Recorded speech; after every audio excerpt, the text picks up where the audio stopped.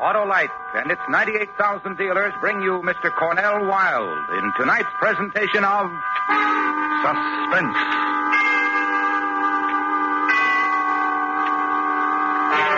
Tonight, Autolite combines fact and fiction. The fact, the murder of Mary Cecilia Rogers in New York City. The fiction, Edgar Allan Poe's solution of that crime, which he called The Mystery of Marie Roget. Our star, Mr. Cornell Wilde.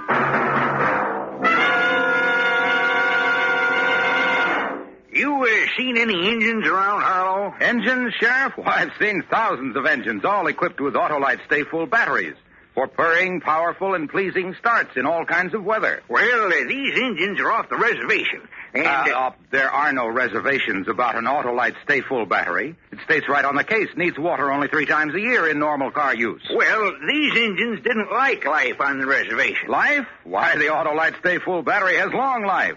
Fiberglass retaining mats protect the power of every positive plate to reduce shedding and flaking and give that Autolite stay-full longer life, as proved by tests conducted according to accepted life cycle standards.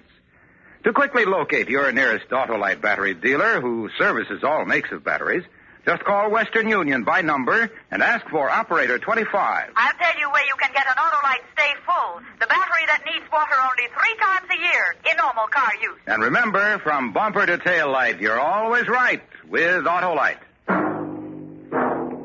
Mary Cecilia Rogers was murdered in the vicinity of New York City in the summer of 1842. It was still an unsolved crime in November when The Mystery of Marie Roget was published. The author, Edgar Allan Poe. It paralleled in every essential detail the murder of Mary Rogers. Poe wrote it far from the scene of the atrocity, with only the newspaper reports of the day. Nevertheless, the subsequent confession connected with the murder of Mary Rogers confirmed not only the killer named by Poe, but all the chief details by which he arrived at his identification. And now, Autolite presents transcribed Edgar Allan Poe's Mystery of Marie Roget, starring Mr. Cornell Wilde, hoping once again to keep you in suspense.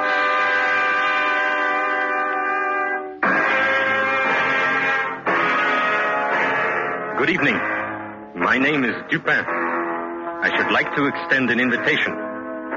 Regard first a certain event which truly occurred in New York City on a warm summer night in 1842. Secondly, I invite you to employ your imagination and displace that same event intact with all of the essential facts to a cobbled, old-world Paris on an identical, warm and fragrant summer night in the same year. Lastly, and most interesting, I should like to invite you to attend that event. It is a murder.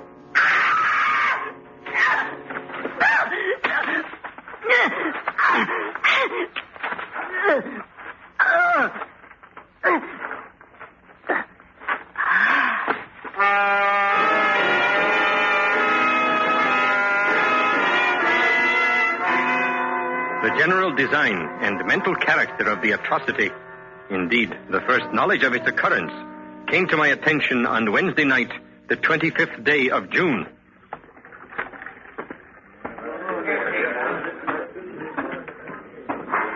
Who is the prefect of police? I am, monsieur. Dupin? Yes, monsieur. Oh, thank you for coming, monsieur. I wasn't certain my messenger would find you. This way, monsieur. Please. Andre, the lantern for Monsieur Dupin. She died harshly. Yes. Beaten, choked, drowned.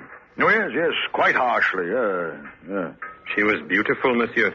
Once, perhaps, yes. Still, Mademoiselle what? In life she had a name, in death she must also have a name. Any of you? I have asked, monsieur, but none of them know her. But her clothes and jewels say she was known Dupin. Good clothes, torn and disordered in her terrible struggle, but good. And the jewelry, not expensive, but tasteful. This woman, in my opinion, Dupin, was known. And loved, Monsieur the Prefect. No doubt. Dupin, this is why I sent for you. I've been through these things before. The newspapers will write stories, the reporters will make conjecture. Although there is no name for her now, there will eventually be a name. And then, monsieur, I will be called upon to produce her assassins. There is so little to go on. The eyes of the public will be upon me, and my honor is at stake. And my honor, too, monsieur, if I am involved in the investigation. Dupin, listen. There is a fund at the prefecture, a sizable fund which I am authorized to use when circumstances arise.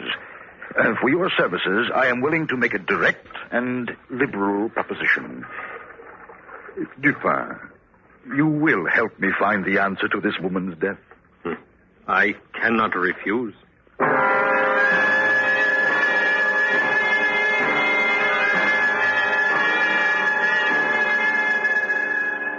No foam about the mouth, as in the case of the merely drowned, monsieur. Here, bruises, impressions of fingers. It was a strangulation by hand and by this cord, monsieur. Yes. Doctor? Yes, Dupin? An ingenious knot in that cord, don't you think? Now, this is a slip knot. A sailor's knot. Sailor's knot. She was found in water. Why did she die, monsieur? For her beauty, perhaps. For her love. Her hate. It was Sunday. Observe, Doctor. There are no marks to prove she was weighted and then shaken loose. Yes, she quit life on Sunday. Murdered in the dark. Thrown into the river. Unweighted. Monday, Tuesday, she remained, as a corpse will, on the bottom.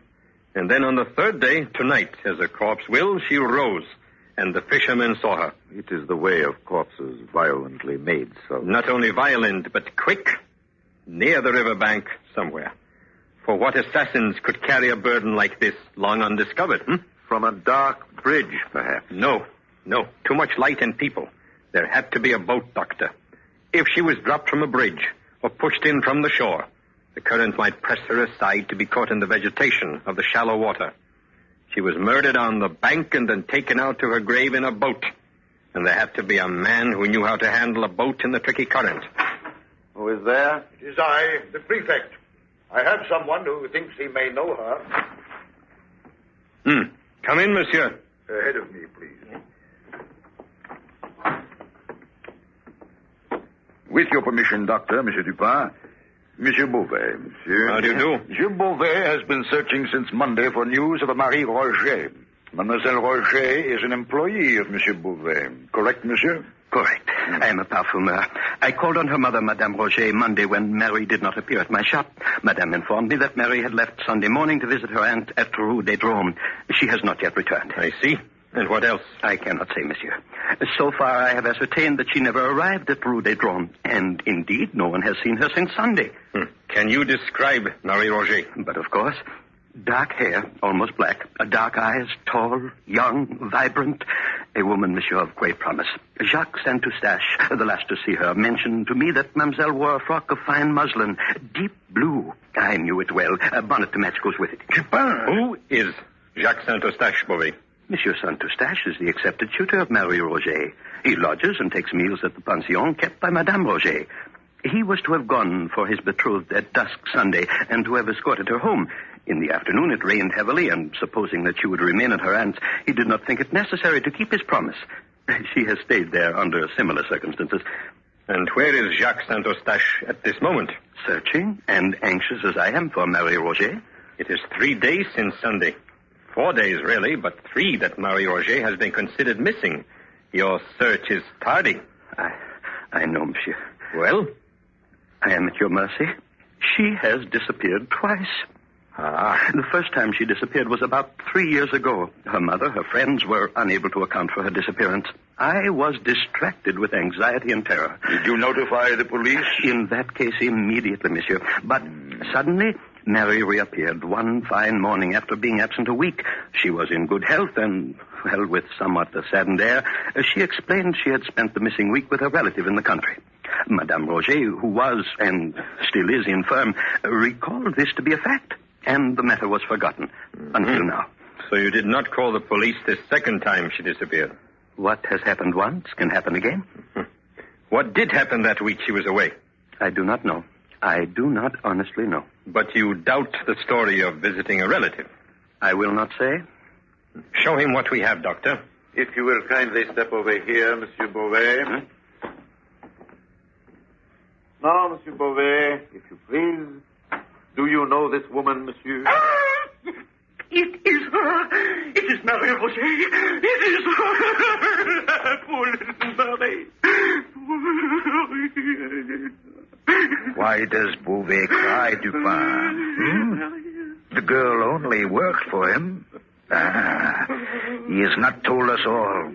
He is suspect, Dupin, and I will have a word with him. Stay. But Dupin, why does he weep for a shop girl, a grisette who was promised to another? He weeps for youth and beauty.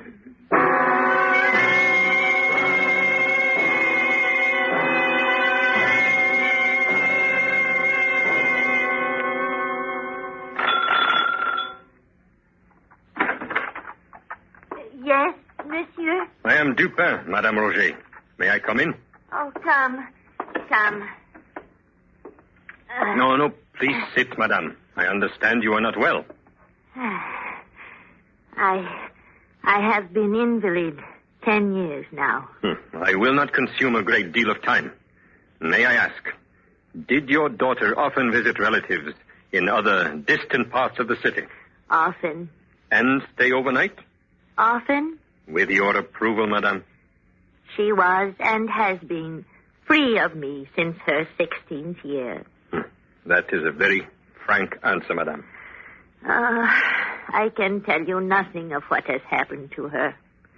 She leaves me on a morning with no enemies I know of. And do you know of her friends? I understand the intention of your remark. You refer to those besides Jacques. No, I know of none. I understand that Jacques Saint-Eustache keeps rooms here. That is true? Yes, but he is no longer here. He left once he was informed of Marie's death. Where, I do not know. But surely he understood that we would be by to question him?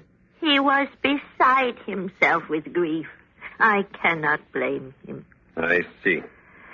Oh, I have been of no assistance where I would like to be. And yet, I knew something that morning. I knew she would not come back to her mama again. You knew she would not be back, madame? Did she take clothes, bid a longer goodbye? How did you know? I knew, monsieur. Death was very close to her that day. If you knew this, madame, why did you allow her to venture out? I stop her? No. If it is not met, death will arrange a meeting. If the meeting had been here, death might have visited me, too. And I am yet afraid to die.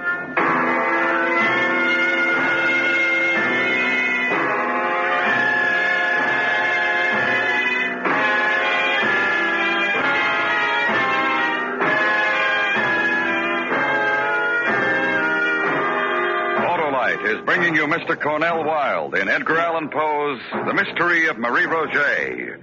Tonight's presentation in radio's outstanding theater of thrills, Suspense.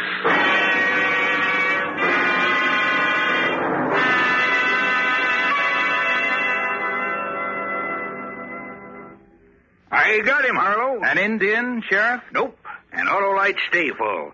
The battery that says right on the case, needs water only 3 times a year in normal car use. That's the brand of battery for my car, by Ginger. You mean buy Autolite Stay Full batteries and you buy Ginger and Pep for a fast, dependable start every time. Fiberglass retaining mats surround each positive plate to reduce shedding and flaking and give the Autolite Stay Full longer life, as proved by life cycle standards. Oh, sounds like you couldn't buy a better battery with a pocket full of nuggets. So, friends, see your expert Autolite battery dealer for an Autolite Stay Full, the battery that needs water only 3 times a year in normal car use. To quickly locate your nearest Autolite battery dealer who services all makes of batteries, phone Western Union by number and ask for operator 25. That's right. I'll gladly tell you the location of your nearest Autolite battery dealer. And remember, from bumper to tail light, you're always right with Autolite. And now, Autolite brings back to our Hollywood soundstage Mr. Cornell Wilde in Elliot Lewis's production of Edgar Allan Poe's The Mystery of Marie Roget, a tale well calculated to keep you in suspense.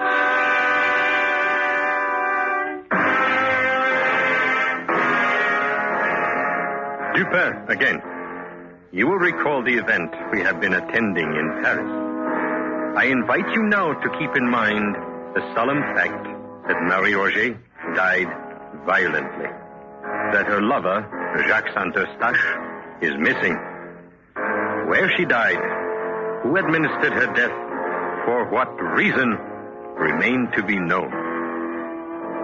Attend at this point another event, if you will, which was arranged by that zealous and righteous man, the prefect of police. Thank you for coming, Dupin. You have located the lover, Saint-Eustache? Saint-Eustache? Oh, he's unimportant, I assure you. Somewhere right now he drinks and tries to forget. But what I have here is important, most important.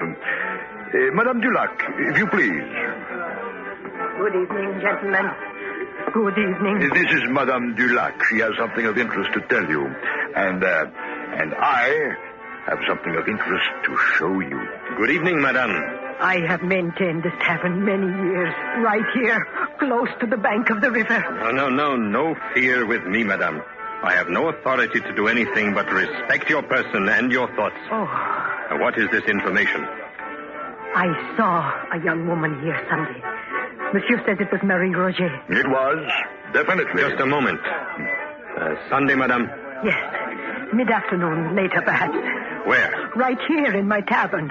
She arrived accompanied by a young man of dark, swarthy complexion. The two remained here for some time.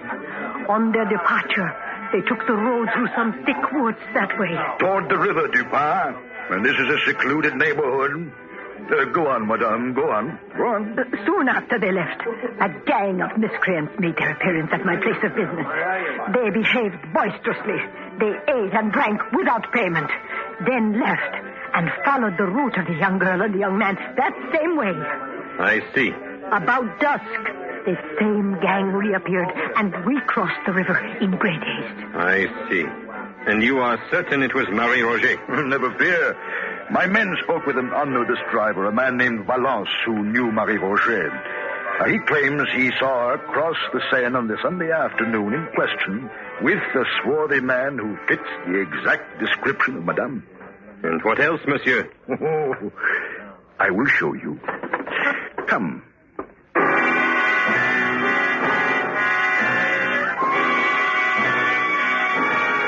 I followed him through the back of the tavern into the thick woods which line the Seine at that point. He stopped when we had come to a close thicket, within which were 3 or 4 large stones, forming a kind of seat with a back and footstool. Note, Dupin, a white petticoat here. Here, a silk scarf, parasol, gloves, pocket handkerchief. Inspect the handkerchief, Dupin. Thank you. You note the name Marie Roget embroidered there? Yes. So this is the place she met her death. Well, of course it is. I have found it. Well, look, the earth is trampled where she struggled, and over here, the bushes still broken. Every evidence of a terrible struggle. And here, the fence has been taken down, and the ground shows that some heavy burden was dragged along it toward the river. Well, come, look for yourself. There. What say you now? I am wondering. Wonder? Well, we have facts now, sir. Important facts. Do you recall a strip of one of the unfortunate girl's petticoats had been tied about her mouth, probably to prevent her screams? I do. This was done by fellows who had no pocket handkerchiefs. Miscreants, Dupin. Miscreants. Such as those who visited Madame Dulac's tavern and later went the same way as Marie Roget and her companion. There are many such gangs about here. All we have to do is locate them. And I know how to do that.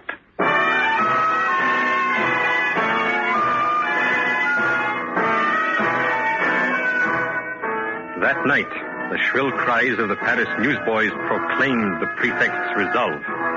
He offered a reward of 20,000 francs and a full pardon for any king's evidence. It was an accepted conclusion that Marie Roget had been waylaid and slain by a gang of miscreants in the vicinity of Madame Dulac's tavern. Well, are you defeated, Monsieur Dupin? Now that I have solved the mystery of Marie Roget? No, monsieur. I have doubled the reward. Soon one of the miscreants will come forward, then you'll see.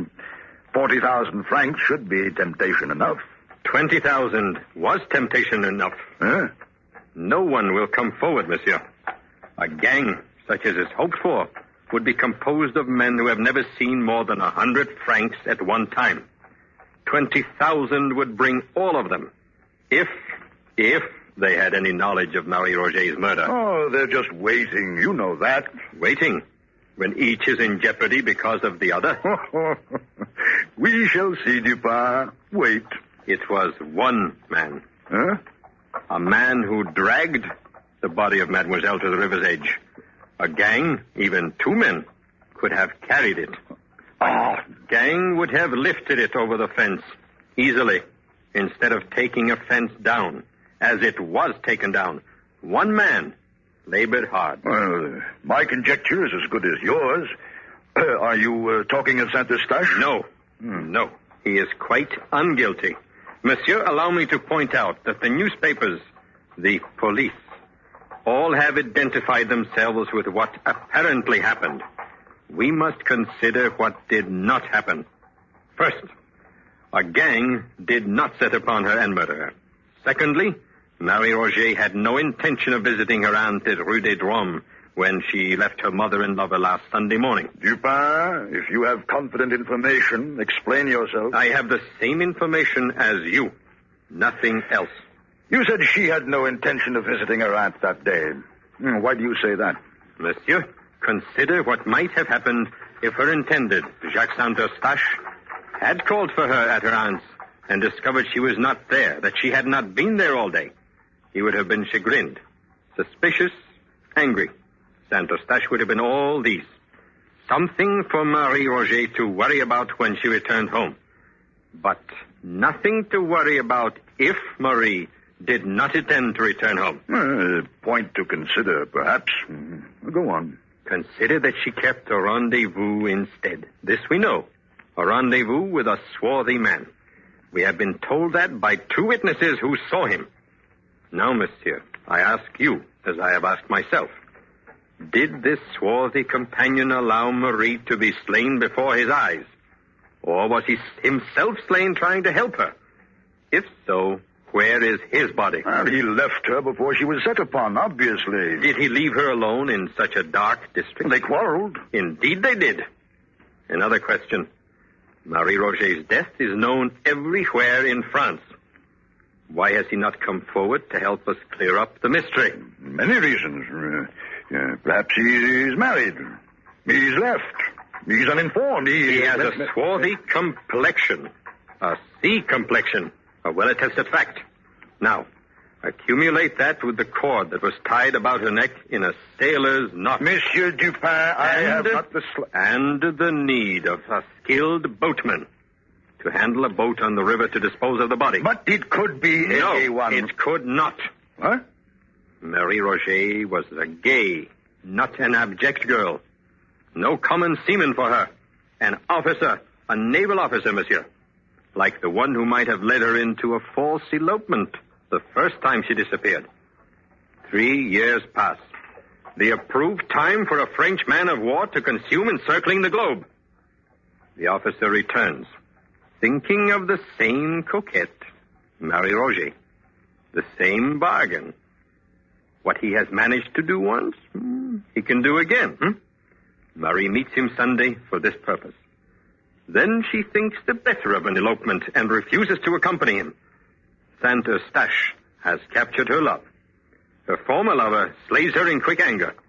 He drags her body to the river, commandeers a boat.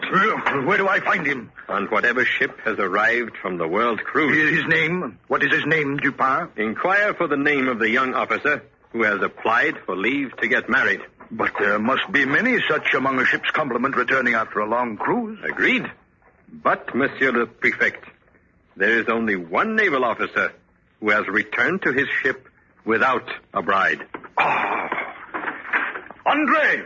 Andre! We leave at once for the naval yards.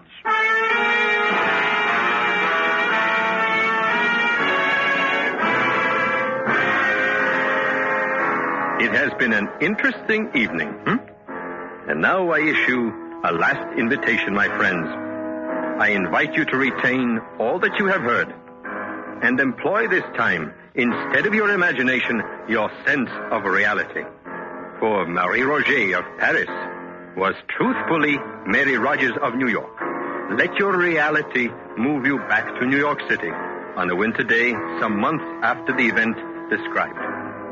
In the darkening afternoon, inside a gray stone building, I invite you to attend another event I think you will find significant.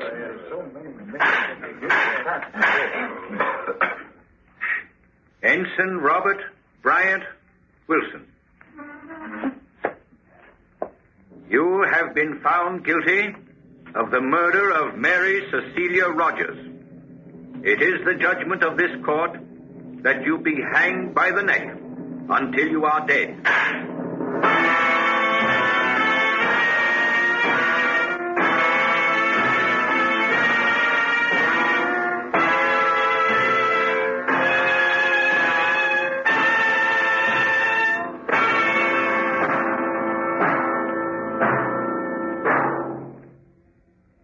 Suspense. Presented by Autolite. Tonight's star, Mr. Cornell Wilde. This is Harlow Wilcox speaking for Autolite, the world's largest independent manufacturer of automotive electrical equipment. In 28 plants from coast to coast, Autolite makes over 400 products for cars, trucks, tractors, planes, boats, and industry.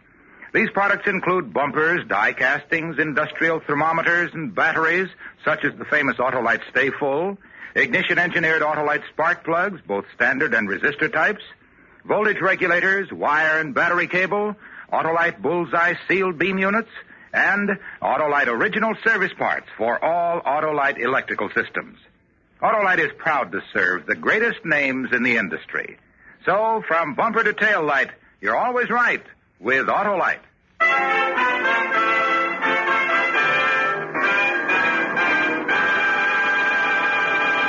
Next week, one of the most terrifying half hours ever presented on Suspense. A young couple and a mad woman. And what happened to them on a country road. Our star, Mr. Frank Lovejoy. That's next week on Suspense. Suspense is transcribed and directed by Elliott Lewis, with music composed by Lucien Morawick and conducted by Lud Gluskin. Edgar Allan Poe's The Mystery of Marie Roqet was adapted for Suspense by E. Jack Newman. In tonight's cast, John Daner was heard as the prefect of police. Others in the cast were Lou Merrill, Jeanette Nolan, Paula Winslow, William Johnstone, and Edgar Barrier. And remember, next week, Mr. Frank Lovejoy in On a Country Road. You can buy Autolite Stay Full batteries, Autolite original service parts, and Autolite standard or resistor type spark plugs at your neighborhood Autolite dealers. Switch to Autolite. Good night. This is the CBS Radio Network.